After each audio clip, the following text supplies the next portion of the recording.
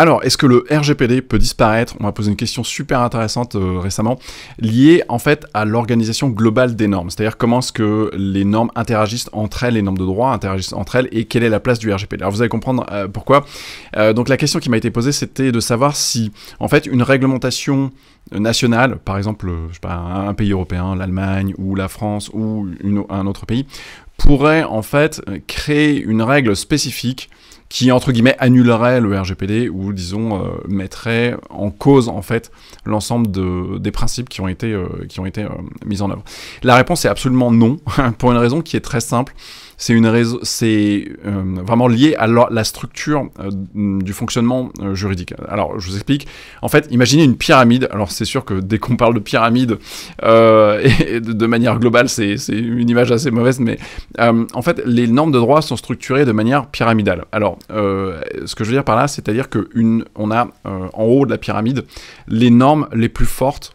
Et ces normes les plus fortes s'imposent aux normes les plus faibles, c'est-à-dire celles qui sont en dessous dans ce qu'on appelle la hiérarchie des normes. C'est comme ça qu'on nomme cette pyramide, une structure hiérarchique, dans laquelle, en fait, en haut, on a les normes qui sont les plus importantes, et de manière générale, les plus générales, c'est-à-dire par exemple la Constitution, qui est une norme une structure normative d'un État, qui est la plus importante et qui a la valeur la plus importante. Et dans cette Constitution, en général, on a des principes généraux du droit, relatifs au droit à la liberté, etc., qui font que, en fait, une norme inférieure ne peut jamais la contredire.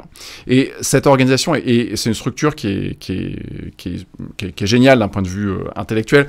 Et en fait, ce qui signifie qu'une norme inférieure ne peut jamais contredire une norme supérieure. Ce qui fait que le RGPD, lui, à ce que l'on appelle une valeur supralégislative, donc une valeur qui est au-dessus des lois, puisque en fait c'est un règlement européen, donc c'est une norme européenne, et donc cette norme européenne, en tant que règlement européen, s'impose à l'ensemble des législateurs européens, des législateurs nationaux de chaque pays européen, ce qui fait que en fait, même si on avait une norme dans une loi interne, eh bien cette norme ne pourrait jamais contredire les principes imposés par le règlement européen. Et donc, pour ça, en fait, il faudrait supprimer le règlement européen, ce qui est aujourd'hui, en fait, quasiment impossible, parce que pour tout un tas de raisons, en fait, qui sont assez complexes, qui sont liées au fait que les États ont mis en place cette réglementation depuis pratiquement 40 ans maintenant, si on prend en compte la réglementation française, allemande, etc. Et puis depuis 1995, si on prend ça vraiment au niveau européen. Et donc, en fait, c'est pas une réglementation qui va changer du jour au lendemain. En plus, il y a des conventions internationales qui sont en plus de ça. Donc, en fait, le RGPD, la probabilité que cette réglementation soit changée ou supprimée dans les années à venir, c'est zéro. Ça veut pas dire qu'il n'y aura pas d'une adaptation possible, mais en réalité, faut pas s'attendre à une adaptation très très importante. J'avais tendance à penser au début, en 2015-2016, quand les choses étaient relativement bien figées, que en fait, ce serait tellement compliqué, ce serait tellement difficile à implémenter qu'en réalité, on aboutirait à un moment donné à un changement de cette réglementation et à mettre en place des règles un petit peu plus souples. En réalité, avec l'expérience maintenant et avec le recul, en réalité, l'industrie s'est pas mal adaptée déjà. Et en fait, on a beaucoup d'éditeurs de logiciels qui sont adaptés, qui ont fait un travail énorme. Et donc, en fait, c'est possible. J'étais très pessimiste au début. Et en fait, en réalité, c'est vraiment possible d'avoir un niveau de conformité très très haut. Et donc, en fait, l'industrie va continuer à s'adapter un petit peu aux exigences imposées par le RGPD. Et puis, en fait, d'ici 10 ans, 15 ans, la plupart des personnes, des organisations vont utiliser des logiciels qui seront conformes. L'industrie aura fait quand même beaucoup de progrès. La formation, il y aura beaucoup plus de personnes formées. Voilà, les processus vont s'adapter. Il y aura plus de sanctions, etc. Donc, ce qui va conduire vraiment à une amélioration de manière globale de la conformité. Voilà.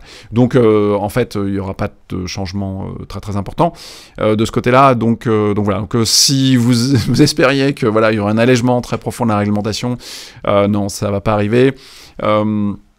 Voilà, donc le RGPD est là pour durer pendant au moins les 25 prochaines années, étant entendu que voilà, la dernière règle, le dernier changement au niveau européen qui a été fait, c'était de 1995 à 2016. Donc vous voyez à peu près le rythme de changement ou d'évolution de la réglementation qui est fait. Voilà, donc ça va pas être fait tous les 2 ans, tous les 3 ans, c'est plutôt au rythme de 15-25 ans. Voilà, c'est l'étape, à peu près les étapes à laquelle on réévaluera, on fera une réévaluation de cette réglementation. Voilà, donc si les choses sont pas claires pour vous, n'hésitez pas à jeter un petit œil aux formations que j'organise. J'organise des formations régulières sur la conformité au règlement européen, alors que ce soit des formations générales qui vous permettent de passer la certification en tant que DPO, ou des formations vraiment très pointues pour les personnes qui ont déjà de l'expérience et qui veulent se confronter vraiment plus à développer leur expertise de manière plus approfondie. Je vous mets les liens ci-dessous, et jetez un petit œil à Legiscope également si vous n'avez pas d'outils logiciels pour vous aider à automatiser vos processus. Legiscope, c'est vraiment un excellent outil qui vous permet d'automatiser la fabrication de votre registre quasiment à 90%. Donc c'est énormément de travail, de documentation à faire que vous n'aurez pas à faire. Vous appuyez sur quelques boutons et globalement vous avez pas mal de traitements pré-rédigés avec voilà, les délais de conservation qui sont déjà bien mis en place.